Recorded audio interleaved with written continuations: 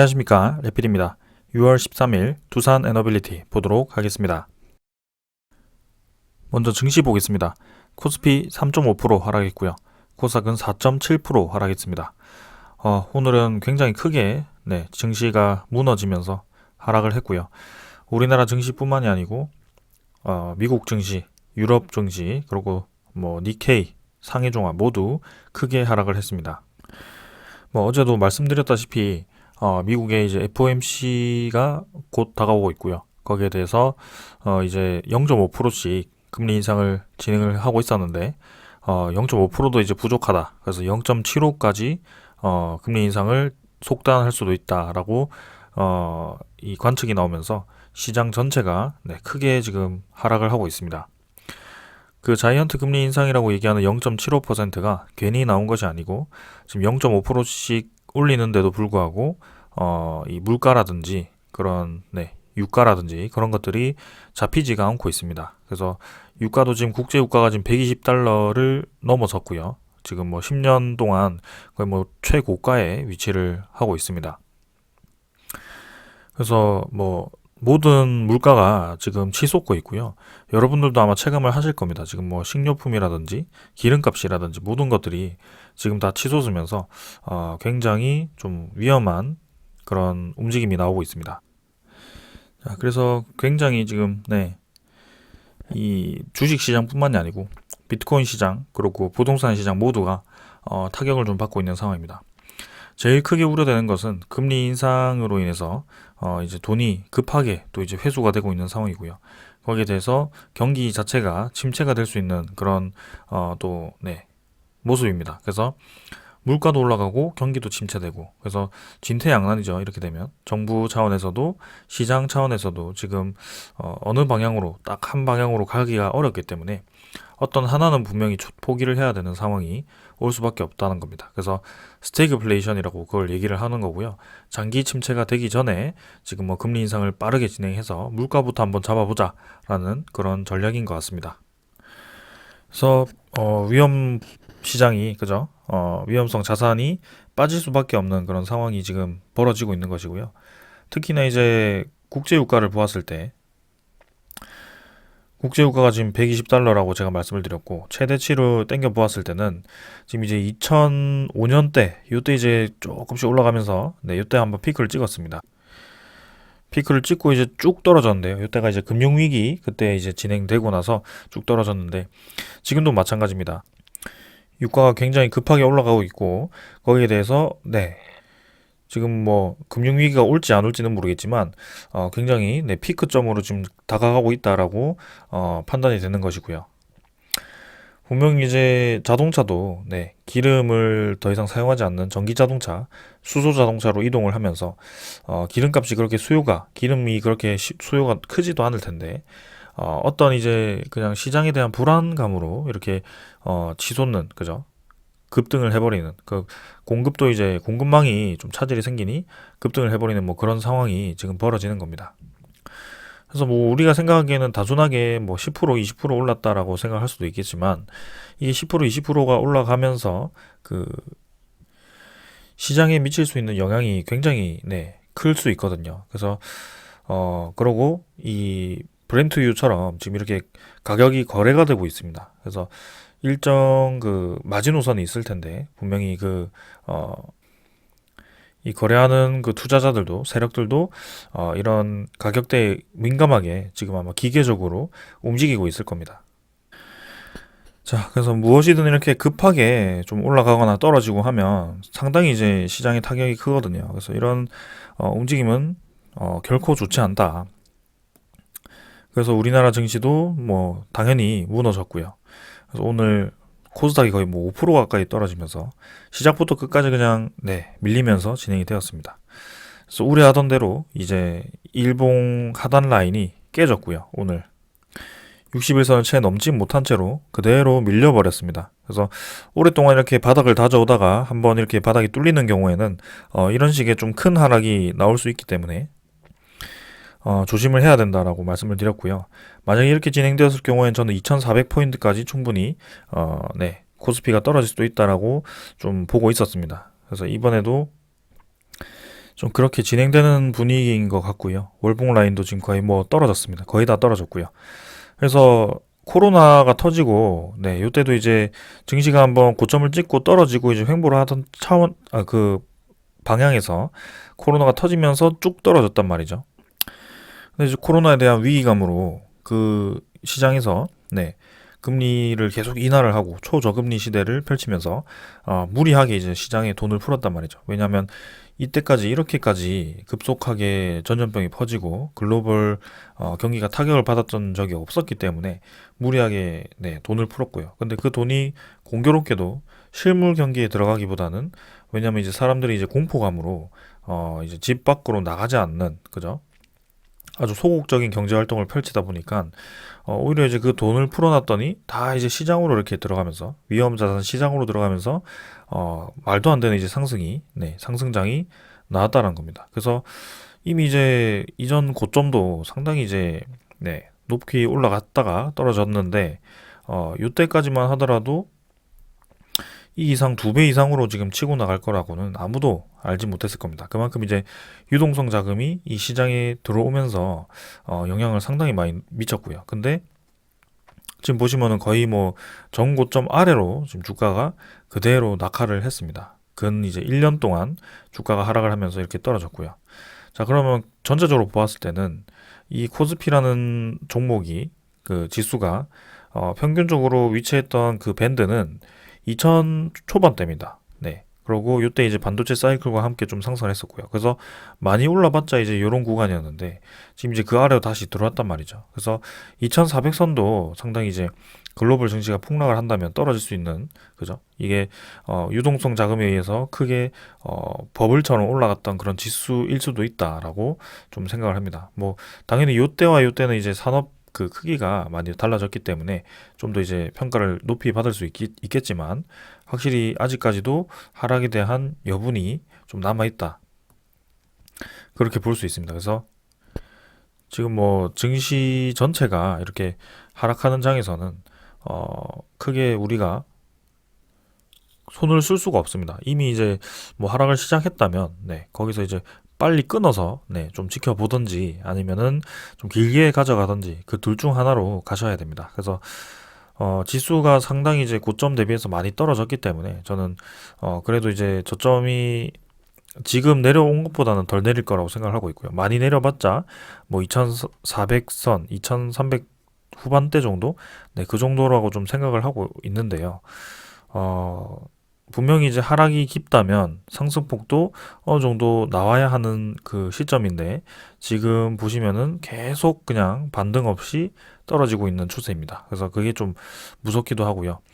이전에 40년 만에 지금 인플레이션, 그죠?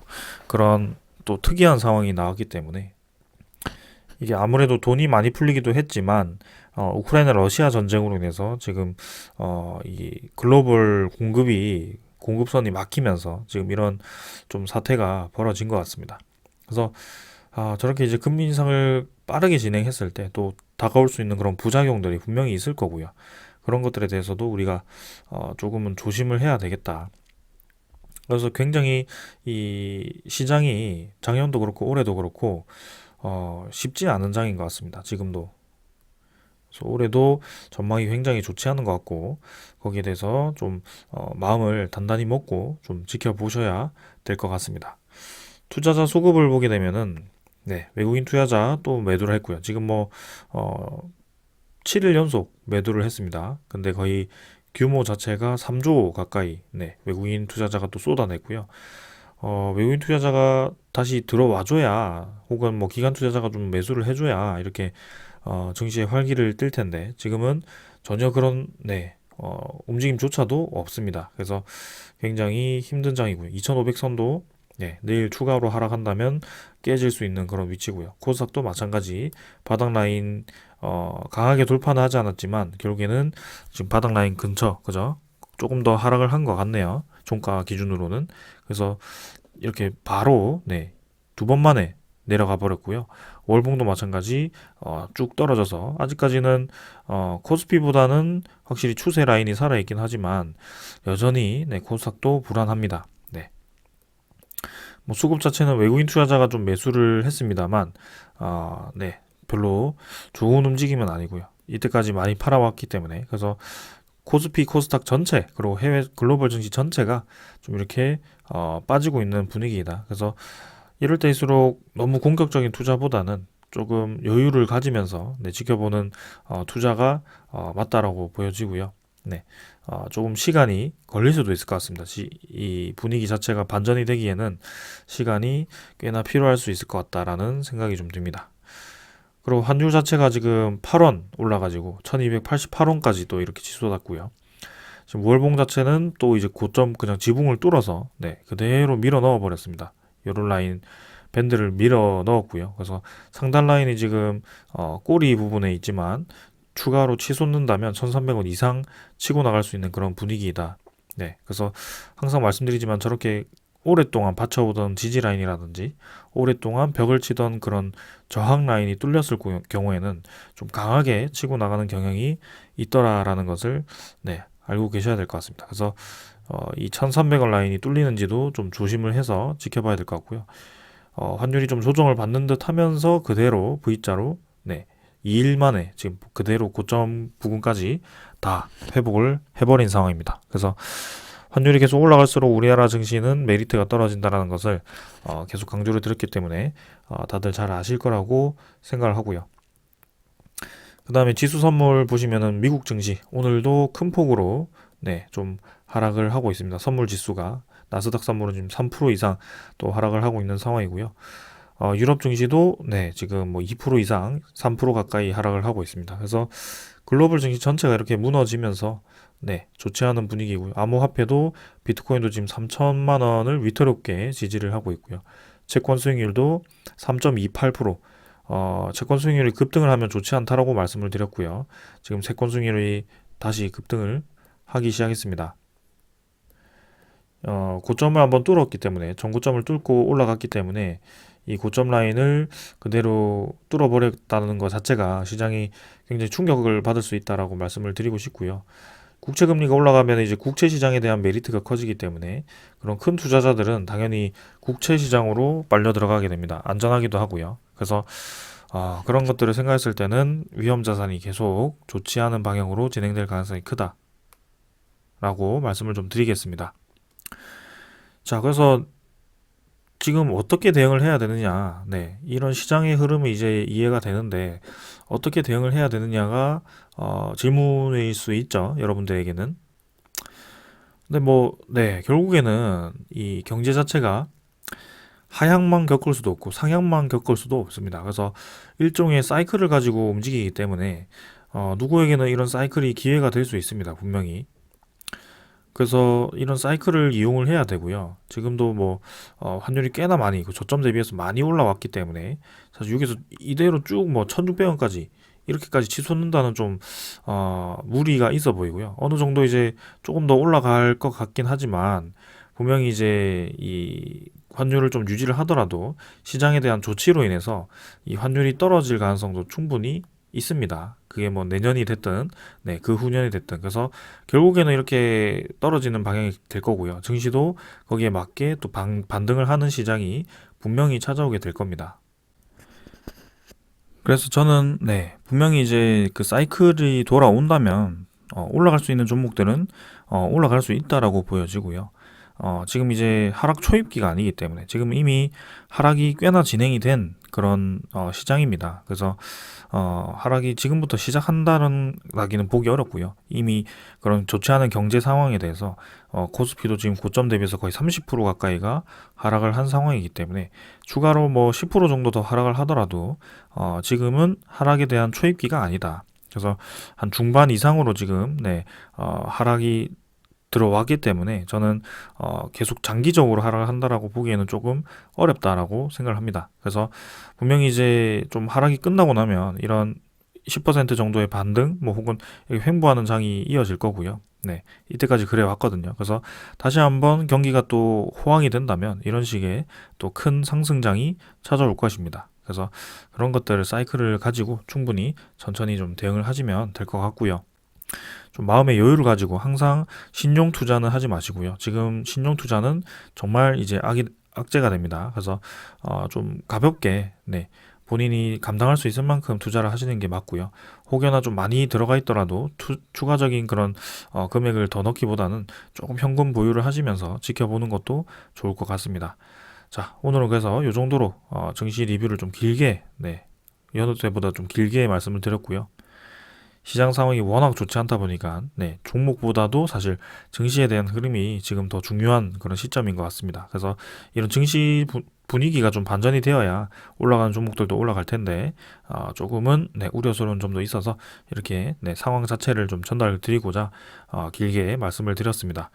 그래서 이런 장에서는 이런 종목 리뷰가 아니라고 해서 좀 스킵하기보다는 앞에 있는 부분들도 좀 체크를 잘 해주시면 좋을 것 같습니다. 전체적인 시장을 좀 읽어야 하는 그런 시기이기 때문에요. 아직까지 이런 하락 추세가 있기 때문에 그래서 그런 것들을 좀 살피면서 계속 진행을 하도록 하겠습니다. 자, 오늘 이 정도로 하고 종목으로 넘어가도록 하겠습니다. 두산에너빌리티 보겠습니다. 1,100원 하락해서 18,050원으로 마무리했고요. 5.7% 하락했습니다. 자, 오늘 사실 증시 전체가 그냥 내리꽂았습니다. 그래서 두산에너빌리티도 피할 수 없었고요. 6% 가까이 하락했고요. 어제 말씀드린 것처럼 증시 전체가 하락하면 장사가 없다. 결국에는 우려하던 대로 좀 진행이 된 것 같습니다. 그래서 18,000원도 지금 위태위태하게 유지를 좀 하고 있는 상황이고요. 시간의 가격은 17,090원으로 950원으로 18,000원은 좀 깨면서 마무리했습니다.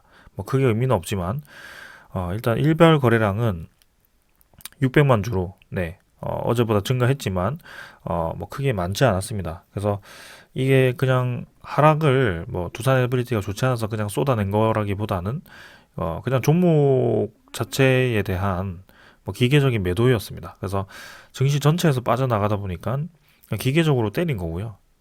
거기에 대해서 매수하는 세력이 딱히 없다 보니까 매도 물량이 600만 주임에도 불구하고 지금 6% 가까이 그냥 힘없이 눌러지는 그런 흐름이 나왔던 겁니다. 그래서 지금 6월달 들어서는 그냥 계속 그냥 떨어지고 있는 분위기이고요. 사실 증시 자체가 지금 바닥이 뚫린 상황이기 때문에 지금 추가적인 더 하락도 좀 예상이 되는 상황입니다. 그래서 사실 오늘 차트 분석이 크게 의미가 없는 것이 이게 종목에 대한 움직임이라기보다는 그냥 증시에 대한 움직임이어서 지금 차트가 크게 의미가 없다라고 저는 좀 생각을 하고 있고요. 그렇다면 이제 최후의 지지 라인까지는 좀 살펴봐야 되지 않겠나라는 생각을 합니다. 그래서 17,400원 정도를 지금 요때 찍고 요때 찍고 이제 진행을 하고 있는데요. 더 내린다면 이제 17,400원까지 내릴 수도 있을 것 같습니다. 그리고 추가로 더 내리면 안 되겠지만 유상증자 그 가격 형성 때 15,000원까지도 떨어졌던 경험이 있기 때문에 일단은 17,400원 정도를 지지 라인으로 생각을 하고 좀 진행을 하는 것이 맞는 것 같습니다. 그래서 저는 오늘 그래도 이 정도까지 장 후반까지 계속 밀리면서 이렇게 증시 전체가 계속 빠질 거라고 생각을 못 했는데 그래서 중간에 좀 매수를 진행을 했었거든요. 추가 매수를. 그래서 18,400원 정도, 500원 정도에 오늘 좀 추가 매수를 진행을 했는데 생각보다 많이 빠지면서 지금 쌍바닥 라인까지도 이탈을 해버린 상황입니다. 지금 코스피랑 거의 차트가 비슷하죠. 그래서 우리가 예상하던 그 시나리오가 지금 증시 전체가 스태그플레이션에 대한 위기감으로 그냥 완전히 무너진 상황이고요. 이렇게 추세 라인도 그냥 이탈을 해버렸습니다.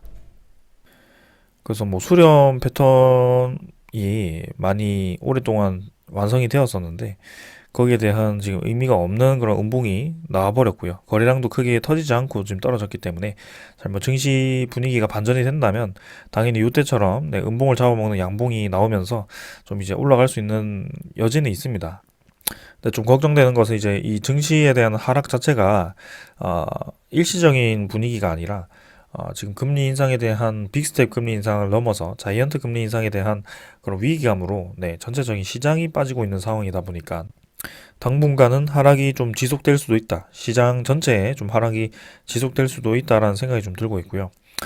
좀 많이 빠져서 이제 좀 오르더라도 그대로 또 빠질 수 있는 그런 시장 분위기입니다. 그래서 일단은 저는 오늘 추가 매수를 했지만 지금은 시장을 좀 지켜보는 자세가 필요할 것 같고요. 네, 우리가 분명히 요런 라인은 좀 추가 매수할 수 있는 그런 기회라고 좀 생각을 하고 있었는데 이렇게 증시가 속절없이 빠져버린다면 조금은 지켜볼 그 시간이 필요하지 않겠나라는 생각을 좀 하고 있습니다. 그래서 일단 전체적인 이 밴드는 아직도 지켜주고 있기 때문에 항상 이제 뭐 요때 이제 중간쯤에서 계속 유지를 하고 있다가 또다시 하단으로 지금 또 향하고 있는 모습인데요. 한번 이제 어디까지 가는지 좀 차분히 지켜보는 것이 좋을 것 같습니다. 네. 그래서 이 하락세가 멈추고 다시 한번 상승세로 좀 전환하는 흐름이 나올 때까지는 조금 지켜보는 이 움직임이 필요할 것 같고요. 지금은 차트가 크게 의미가 없다. 그래서 이렇게 하락을 해버리니까 지금 월봉도 잘 만들다가 그냥 그대로 좀 빠져버리는 모양새고요. 뭐 이때도 유상증자를 실시했을 때 이런 음봉이 나오면서 20월봉선을 이탈시키면서 좀 진행이 되었었기 때문에 뭐 아직까지는 속단하기 이르지만 빠르게 좀 증시 분위기가 좀 크게 더 내리기보다는 좀 개선이 되었으면 좋겠습니다. 그래서 이번 달도 사실 힘든 장이 이어질 거라고 좀 생각을 하고 있고요. 일단은 이 밴드가 유지가 되는 선에서 한번 계속 분석을 진행을 해보도록 하겠습니다. 어, 분명히 이제 이 거래량이 없이 올라갔거나 거래량이 없이 내려간 것은 금방금방 올라가고 내려가고 왔다 갔다 할 수 있기 때문에 매수 세력만 좀 붙어준다면 충분히 치고 나갈 수 있는 구간이다라고 좀 말씀을 드렸고요. 그런 것들에 대해서 좀 지켜볼 필요가 있겠다. 그래서 뭐 지금 두산 에너빌리티뿐만이 아니고 전체적인 이 원전 증시, 원자력 테마 그리고 뭐 반도체도 지금 뭐 삼성전자 거의 6만 원까지 왔고요. LG전자도 10만 원 깨졌고 뭐 기아차, 현대차 할 거 없이 모두 다 박살이 나버렸습니다. 지금. 그래서 그렇기 때문에 지금 뭐 두산 에너빌리티에 대한 그런 부정적인 인식을 키울 필요는 없고요. 시장에 대한 분위기가 좋지 않기 때문에 지금은 종목에 대한 이 불평보다는 투자를 해야 되는지 말아야 되는지 빠르게 이제 결단을 해야 되는 그런 상황이기도 합니다. 그래서 저는 꾸준히 들고 갈 예정이고요. 지금 분명히 이제 그런 하락장에 대한 초입기가 아니고 중반 후반기라고 제가 말씀을 드렸고 거기에 대해서 반등하는 장이 분명히 올 겁니다. 그래서 지금 이제 공포스러운 장이긴 하지만 이대로 쭉 계속 떨어질 것 같지는 않고요. 어느 정도 좀 밀리면서 자이언트까지 이제 반영이 되고 나면 뭐 사실 뭐 그 뒤에는 1%까지 뭐 상승을 하겠습니까? 금리 인상을 그죠? 그렇게 이제 무리하게 진행을 할 것 같지는 않고요. 지금 뭐 빨리 이제 그 인플레이션이 잡힌다면 다시 한번 시장이 좀 정상화되는 그런 시기가 올 겁니다. 그래서 저 뭐 이 18,000원 깨진다는 것에 크게 의미를 두지 않고 있고요. 18,000원 충분히 깨질 수 있다라고 생각을 하고 있고 이전에도 뭐 코로나에 의해서 폭락이 왔을 때도 뭐 말도 안 되게 지금 이 종목이 떨어졌다가 그대로 회복하는 과정까지 다 지켜봤고 그 뒤로도 치고 나가는 것을 많이 보았고 2007년 금융위기 때도 그런 종목들은 쭉 떨어졌다가 다시 올라오는 그죠? 올라갈 종목들은 올라가는 것들을 많이 보았기 때문에 뭐 크게 우려스럽게 생각하지 않습니다. 그리고 아직까지 이 하단 라인을 잘 지키고 있기 때문에 어느 정도 궤도 안에 들어와 있습니다. 그래서 뭐 크게 무리 없다라고 저는 생각을 하고 있고요. 네.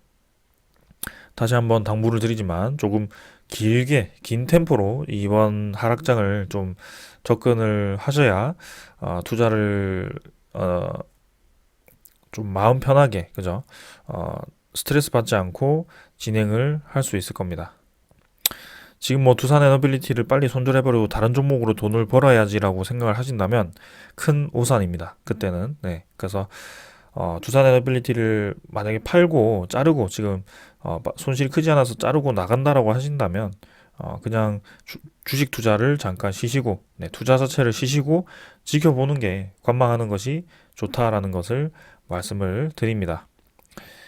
자, 그래서 일단은 좀 더 지켜보고 저도 오늘로서 추가 매수는 조금 멈추고 만약에 더 하단이 온다면 그 하단에 대한 그 분석도 진행을 할 것이고요. 이 하단 라인을 계속 지지를 하면서 17,400원 정도로 지지를 하면서 또 횡보장이 온다면 또 이제 좋은 매수 기회가 오겠죠. 그래서 이런 위기를 위기 대응을 또 어떻게 하느냐에 따라서 또 이제 시장에 대한 자세가 달라지기 때문에 한번 끝까지 한번 가보겠습니다. 그래서 뭐 이때까지 그런 폭락장은 많이 경험을 해봤기 때문에 크게 뭐 4%, 4.7%, 뭐 두산 에너빌리티가 뭐 18,000원이 깨졌다, 2만원이 깨졌다 이런 것에 집중하기보다는 이런 시장의 흐름을 그대로 이해를 하는 것이 저는 좋은 것이 아닐까. 좋다라기보다는 그게 맞는 투자가 아닐까라는 생각을 좀 합니다.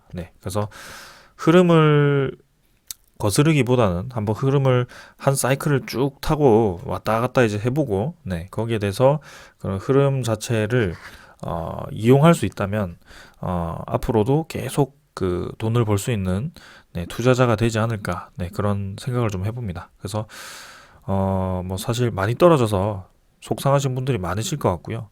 저도 뭐 기분이 좋지만은 않습니다. 조금 더 시간이 오래 걸릴 것 같고 좀 시간이 필요할 것 같은 그런 시장이어서 기다려온 게 좀 아깝긴 하지만 어쩔 수 없이 뭐 좀 더 지켜봐야 하는 상황이고요. 지금은 전례 없는 또 그런 상황이 와버렸기 때문에 시장에 어쩔 수 없는 상황이라고 합니다. 그래서 이게 이제 우리에 대한 문제만이 아니고 투자를 한다라면 모두 한 번은 겪어야 할 그런 큰 뭐라고 하죠? 역경이라고 좀 생각을 하시면 될 것 같습니다. 자, 그래서 오늘 뭐 공매도 잔고도 한번 본다면 크게 뭐 의미 없죠, 지금도. 그대로 뭐 유지를 한 상황이고 공매도 잔고 1거래량도 크게 없었습니다. 그래서 빠르게 그냥 넘어가도록 하고요. 일단 뭐 EWR에 대해서 좀 공매도를 저번에 늘렸다라고 좀 말씀을 드렸고 이미 500만 주 이상 500만 주 정도 늘었기 때문에 크게 뭐 더 늘어날 것 같지는 않습니다. 근데 오늘도 보시면 주가 하락폭에 대비해서 공매도 거래량이 많지 않았고요. 그렇다면 그 공매도와 그 신주 교환은 이미 이제 그 공매도 교환할 수 있는 그런 공매도는 미리 준비가 되어 있고 지금 주가 하락에 대해서는 공매도가 적극적으로 이용되기보다는 그냥 매수 세력이 없기 때문에 일방적인 기계적인 매도에 의해서 좀 떨어지는 분위기이다. 그래서 이전에도 보았듯이 금방 올라가더라도 금방 떨어지고 금방 떨어지더라도 올라가는 것이 왔다 갔다 하는 그 움직임은 거래량이 없다면 뭐 크게 의미가 없다라고 말씀을 드렸고요. 지금도 증시 분위기에 의해서 이렇게 떨어졌다면 증시 분위기에 의해서 그대로 또 올라가는 것이 맞습니다. 근데 한편으로는 증시 분위기가 지금 빠르게 개선될 것 같지는 않다. 이런 우려감은 좀 있다라는 점이죠. 그래서 좀 더 보자라고 말씀을 드리는 거고요. 공매도 잔고 다음 이제 대차 잔고도 일단 뭐 50만 주 정도 또 늘었는데 뭐 3,250만 주입니다. 그래서 뭐 크게 많이 늘어나지 않았기 때문에 이것도 간단하게 보고 넘어가도록 하고요. 종목 상세는 외국인 추정 물량은 44만 9천 주, 그리고 당일은 12만 주 정도로 플러스가 되었습니다. 그래서 어제 이어서 오늘도 매수를 했고 9.7%대 유지하고 있습니다. 지금 코스피 시장에서는 외국인 투자자가 3조 가까이 지금 빠져나가는 분위기인데요. 오히려 이제 두산 에너빌리티에서는 크게 매도하지 않고 뭐 그대로 좀 유지를 하고 있는 상황입니다. 그리고 오늘도 나머지 수급을 보면은 기관 투자자는 오히려 금융 투자를 제외하고는 매수를 좀 진행을 했고요. 뭐 보험 투지는 크게 많이 매도하지 않았기 때문에 넘어가고 사모펀드 매수했고 연기금 투자자도 오늘 또 매수를 했습니다. 14만 주. 그래서 뭐 저가 매수를 했는지 모르겠지만 일단은 5일 연속 지금 다행히 플러스로 또 추가 매수가 지금 들어오기 시작했고요. 기타 금융에서도 매수가 들어왔습니다.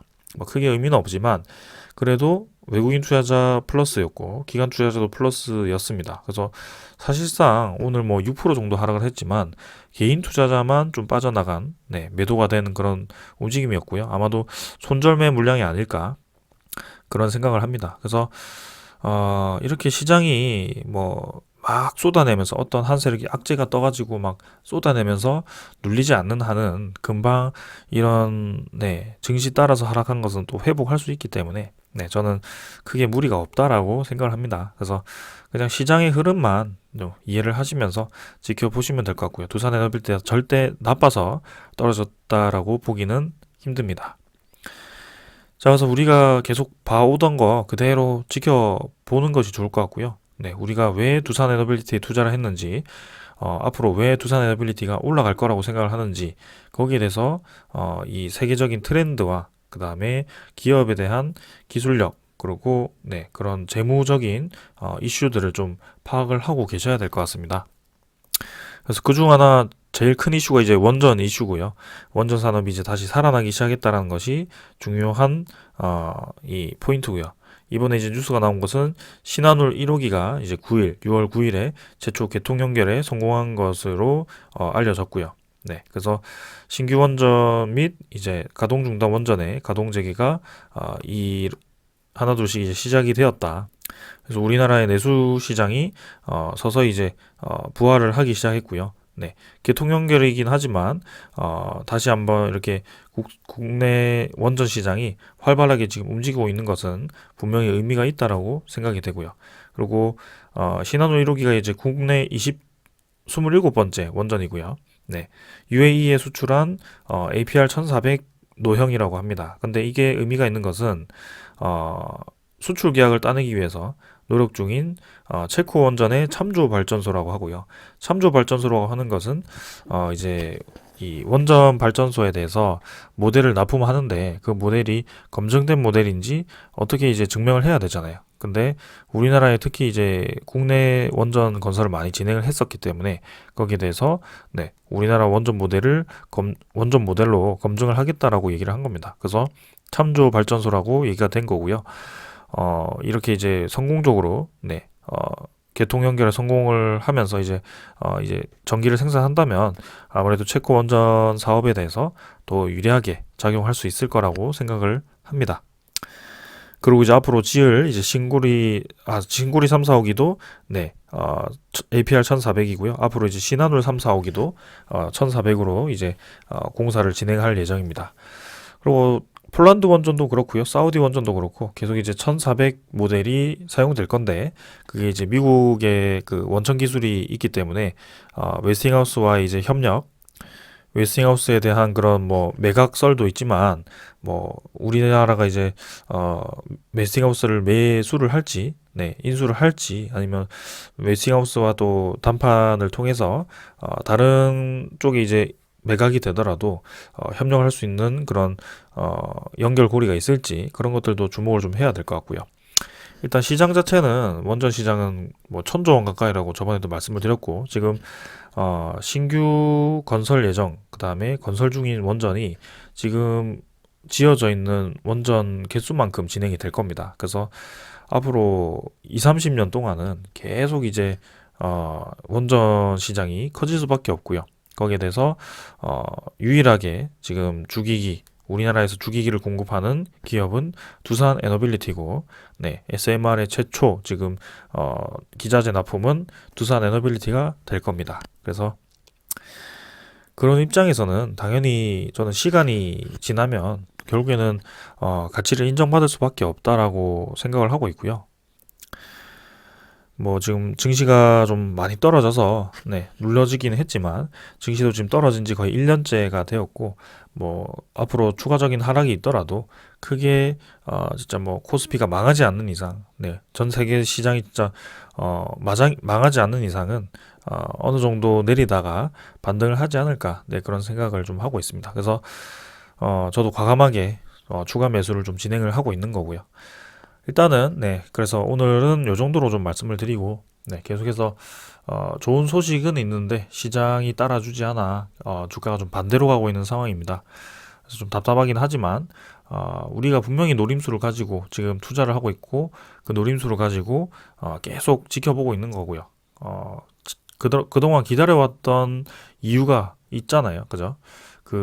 우리가 생각했던 대로 지금 산업이 좋게 진행이 되고 있기 때문에 주가가 좋게 진행되지 않는다고 해서 우리가 생각한 그 산업 방향이 달라지지는 않았습니다. 그래서 주가는 사실 부가적인 거고요. 투자자들이 다시 한번 관심을 가지고 들어온다면 오를 수밖에 없는 거기 때문에 네, 그런 것들에 대해서 너무 급하게 생각할 필요는 없을 것 같습니다. 예를 들어 이제 뭐 삼성전자, 카카오 이런 종목들도 지금 뭐 반토막이 거의 나기 직전이거든요. 그래서 그런 것들을 생각한다면 결국에는 그런 우량주들도 올라가게 되어 있기 때문에 네, 분명히 좋은 결과가 저는 있을 거라고 생각을 하고요. 조금은 시간이 걸릴 수도 있겠다라는 말씀을 드리면서 오늘은 영상은 여기서 마치도록 하겠습니다. 내일 이제 추가적인 하락이 나온다면 어느 정도 하락을 하는지 아니면 하락을 하다가 장 후반으로 갈수록 밀어 올릴지 네, 그런 것도 좀 체크를 하면 좋을 것 같고요. 미국 증시 보았을 때는 조금 힘들 것 같긴 한데 내일도 차분하게 한번 지켜보도록 하겠습니다. 자, 오늘 여기까지 하고 마무리하겠습니다. 감사합니다.